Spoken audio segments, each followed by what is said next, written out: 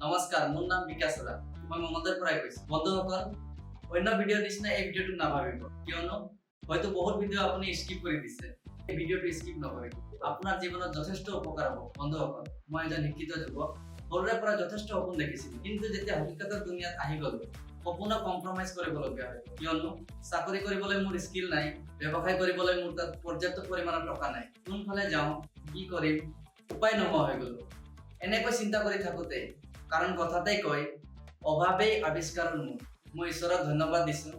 ইমান ধুনীয়া অনলাইনত প্ৰজেক্টৰ কথা মই শুনিবলৈ পালোঁ, যিটো প্ৰজেক্টৰ জৰিয়তে 2-3 ঘণ্টা সময় অনলাইনৰ মাধ্যমত ছ'চিয়েল মিডিয়াৰ জৰিয়তে এটা ভাল উপাৰ্জন কৰিব আৰু কথাখিনি বিশ্বাস কৰি যোৱা 2-3 মাহ ধৰি খুব ধুনীয়াকৈ কাম কৰিবলৈ ল'লো আৰু দেখিবলৈ পাইছোঁ মাহেকত এটা ভাল উপাৰ্জনৰ লগতে এটা সন্মান পাবলৈ সক্ষম হৈছোঁ।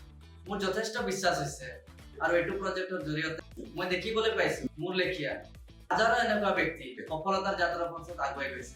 তেওঁলোকে যদি কৰিব পাৰিছে, মই নিশ্চয় কৰিব পাৰিম। সেয়েহে কিছুদিনৰ ভিতৰতে মই মোৰ সপোনক বাস্তৱত ৰূপ দিব পাৰিম। বন্ধুসকল, এই প্ৰজেক্টটো মোৰ লেখীয়া শিক্ষিত নিবনুৱা, ঘৰ গৃহিণী, আনএমপ্লয়ড ব্যক্তি, চাকৰি কৰা ব্যক্তি, প্ৰত্যেকজন ব্যক্তিয়ে কৰিব পাৰে। যদি আপোনাৰ কিবা সপোন আছে, তেতিয়াহ'লে নিশ্চয় মোৰ হাতত প্লান আছে। গতিকে এবাৰ আপুনি চিন্তা কৰক, চিৰকাল আপুনি থাকক।